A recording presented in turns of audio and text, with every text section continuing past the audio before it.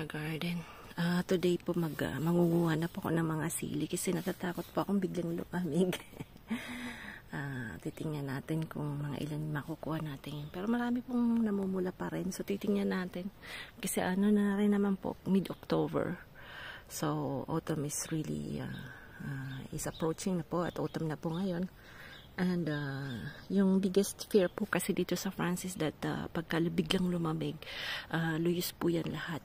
Pag nag-frost po yung mga tanim natin, nabubulok siya. So it's better na we pick it up. Bumili na rin po ako ng 5 liters na vinegar na po. So if we can do the first batch na i-imbakin natin, so why not, di pa po? So titingnan natin yan. Hirap talaga pag ikaw na yung camera po. Hirap talaga po.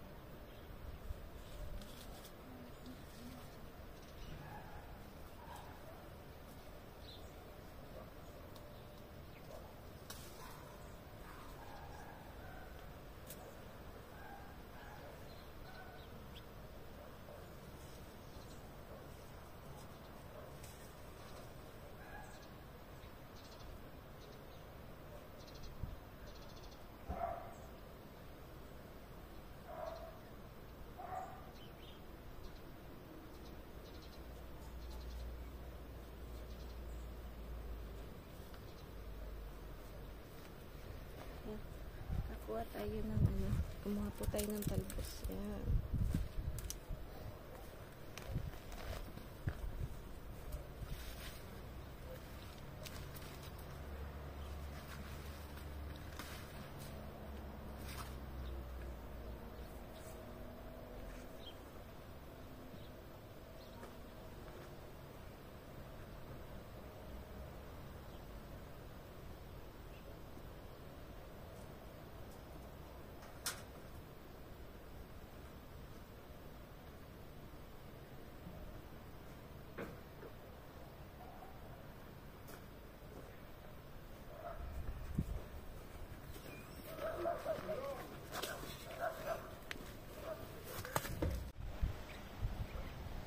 Ayan.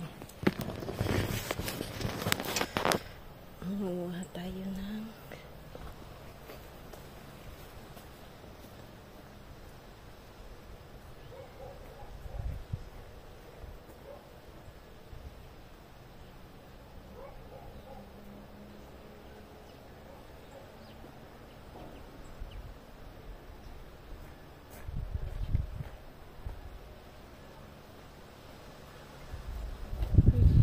may ilaw yun.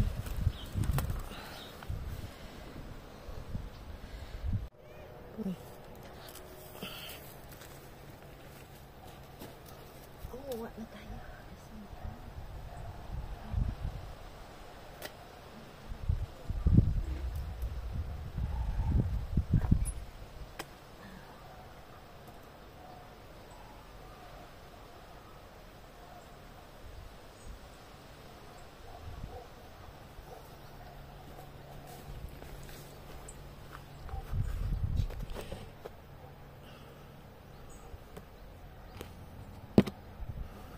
Ang dami, ang lalaki.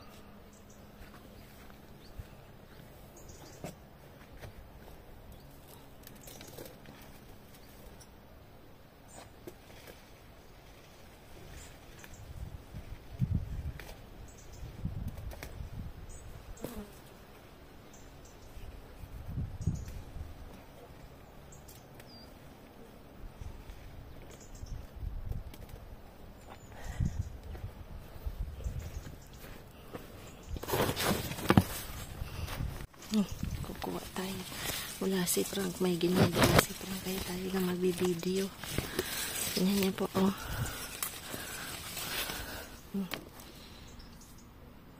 Dami. Dami natin aayusin. Kikita niyo ba yan? Siguro na din yan. Ayan, malaki. May papula. Dami talaga.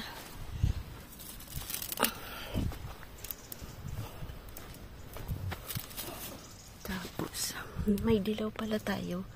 Yan, dilaw po. Ito tanin ko. Yung kulay pula. Kaya lang, hindi ko na hinintay. Dahil sabi ko baka mag-frost. So, kailangan na natin itong kuruhanin. Yung mga, ano natin, pananim. Kasi po, pag hindi natin kinuha at nag-frost, ay! Tigok po tayo nito. Sayang nung tinanim natin. Yun lang problema sa malamig na lugar na po. Dapat timingan. Kaya lang minsan yung panahon hindi mo taon-taon po nagbabago. Minsan yung init hanggang hanggang matagal. Last year nakapag-swimming pa kami ni Frank yung season na to. But this year, luckily, wala. wala kang magagawa. So, yan. Iimbakin natin yan sa suka na po.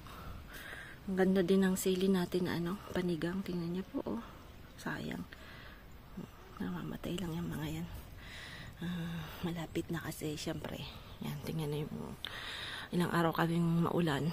Ngayon lang po yung yung medyo maganda yung panahon na po. So, sabi ko, wala naman kaming gagawin.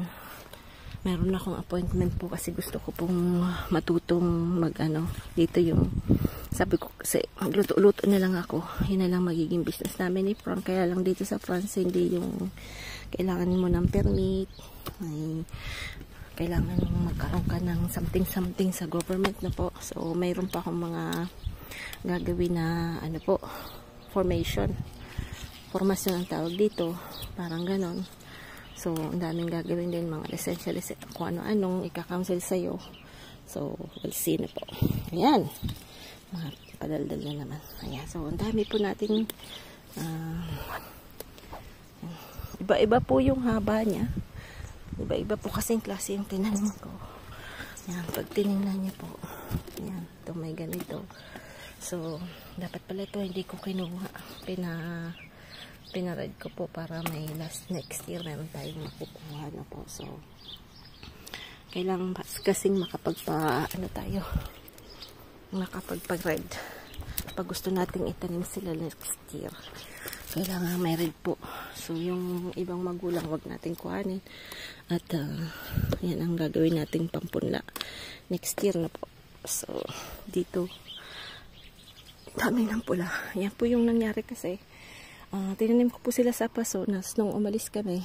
Ayokong mamatay kasi walang magdidilig. Sabi ko baka mamatay. Tinanim ko po sila sa lahat ng pwede kong pagtaniman. Kaya makita nyo po sila kumbaga siksika, no? Kasi na-hoarding po tayo at ayoko pong sayangin yung punla. Pero okay lang rin. Pero yung iba pong nandito, hindi nila gusto yung malilim, no? Gusto nila talaga yung sa full sun kasi may tinanim din ako dito. Hindi masyadong nabuga na po. Yung round pa naman yan. So, kasi syempre, nasa lilim po siya. Basta yung sa sun, medyo, madaming binunga. Yan. Kaya medyo madami tayong. Kaya lang dito yung mga tao, hindi mo naman pwedeng bigyan dahil hindi naman po sila mahilig sa maanghang. Marami pong French, no?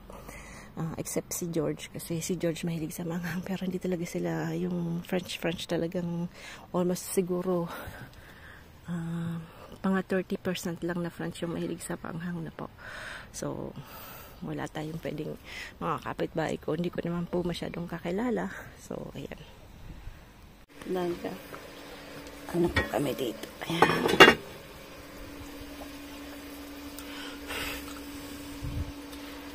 Ayan. Luto ulit today. Naglaga po ako. Kasi, ayan, malumlom ulit. Ayan. Malumlom. Tapos, pag nandito po, medyo, tag nito, tipid din sa gas kasi mahal na rin ng gas. Dami naman nating kahoy. Kaya, ayan. Ito muna natin yan. Tagal kasi yung carrots. Pero hindi pa malambot. Matagal po yung pag sa kahoy na po. Pag yung bakang gurang na. Baka po. Siguro mga 4 hours yan na po. So, ayan. Tagal-tagal na lutuan yan. Tapos si Frank ayun. Lilinisan niya yung pool. Pero hindi na namin yan gagamitin. Gusto niya lang kasing gusto niya rin na ganyan. May din, linis-linis din siya doon. Kasi dito lang po ako sa may likod. Naglinis-linis din po ako ng konti. Medyo din may makukuha tayong sayote. Siguro mga 4-5 na po. So tingnan natin kung lumaki pa po. Diniligan ko kanina. Yan. Lalagyan natin yan. Pero huli na yan po, no? Lagyan natin ng bell pepper ng garden. Ayan. Papasarap na naman kain natin. Yan po, nakakita ako ng ang laking sayote. As in, super mawaki siya. Kaya malamang maraming nakatago. Ayan. Nakita ko lang siya. Ayan. Ang laki-laki niya, oh. Nakatago lang siya. So maybe, maraming nakatagong. Hindi ko lang alam na nandyan sila. So we'll see.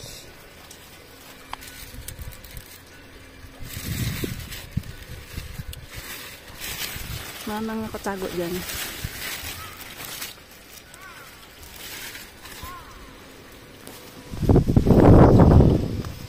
So may nakatago din dun, no?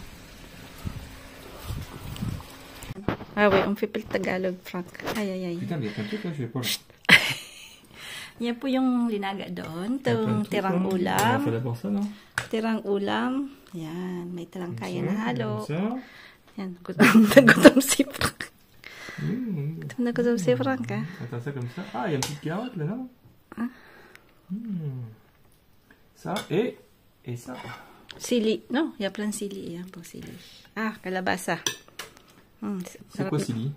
Sala. Sili. Sili si pimong. Piment?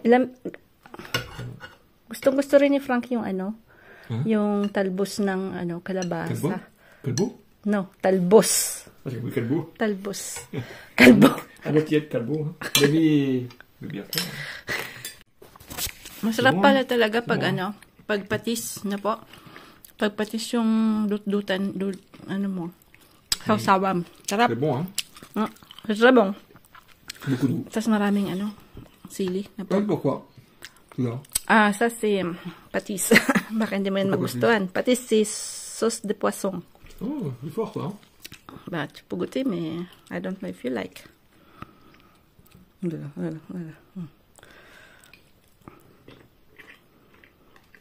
En Thaïlande, ils mangent beaucoup. Hein? Vietnam. En Vietnam aussi, ouais. Vietnam. Ouais, Nhuk Mam. Voilà. Ha? Ayan po. Ayan po yung kinuha natin kahapon. So, lalagay natin yan sa vinegar na po. So, bumili pa ako ng malaki-laki ng vinegar. So, last year, ito po yung mga ginawa natin. No? So, ito, hindi kita. Ayan, ito. Ayan pa po yung natira. Ayan. Ayan pa po yung mga natira natin. So, gagawa tayo ulit this year na po. So, hindi natin masyadong naubos. Kasi, syempre, dati po si Sam ang gumagamit yan parati. But, since na si Sam ay may nagbukod na po si Sam, no? Kasi ganito po dito, yung school niya medyo malayo. So, hindi niya, nakalimutan kong magpadala sa kanya ng ganyan kasi, sa daming iniisip namin noon, gawa ng si Osh papunta ng China, siya naman papunta. So, talagang medyo, di ko na yun naisip. Anyway, so, gagawa po tayo ulit. So, hindi yan lulutuin. Papakulaan lang natin yung vinegar ng dito. Isang kulo lang po yun. Yung vinegar is, parang lalagay natin is 3/4 na vinegar, tapos 1/4 na, ano po, na water. So, pag gusto nyo hindi masyadong maasim, so, pwede namang half-half na po. Pwede yung half-half. So, depende po sa percentage ng vinegar nyo po. Kasi makikita naman po yung, ito po 10% na acidity. So, it depends yung acidity po ng vinegar. So, pag ayaw nyo masyadong, tawag nito, masyadong ma-acid or maasim. So, you put more water na po. Tapos, lalagyan din natin ng konting asukal. Then, paminta na po. 3 baso dito na vinegar. Kasi hindi po siya masyadong maasim na po. So, titikman nyo po yung vinegar nyo. Kasi hindi ko po alam kung yung 10% Dito po usually 10%, 8%. Pero titingnan ko po sa ibang store kung merong mas mataas na percentage nung acidity, nung ating vinegar, na white vinegar. Normally, white vinegar po talaga yung ginagamit na po. So, lalagyan din natin ng paminta. Yan. So, you can put after ginger. Pagka hindi po, dito po ang nilalagay ko lang po paminta lang na po. Paminta tsaka sugar. Kasi pero facultative naman po yung sugar. So, lalagyan lang natin ng 2. So, kung ayaw nyo po ng medyo maasim na medyo matamis, wag niyo pong lagyan ng asukal na po. So it depends po sa mga taste natin. So, linagyan ko po yan ng tatlong ganito. Then, isa lang na ganito yung lalagay natin na water. Tapos, papakulaan po natin yan. Isang kulo lang po. Then, after, ilalagay natin yan, ipiprepare natin yan pagka hindi na po siya mainit. Dapat po, hindi siya warm. So, pag ilagay natin, dapat yung sili dyan, hindi na po siya kumukulo. Dapat, room temperature na siya na po. Ayan, lumamig na po siya. Ayan siya. Ayan.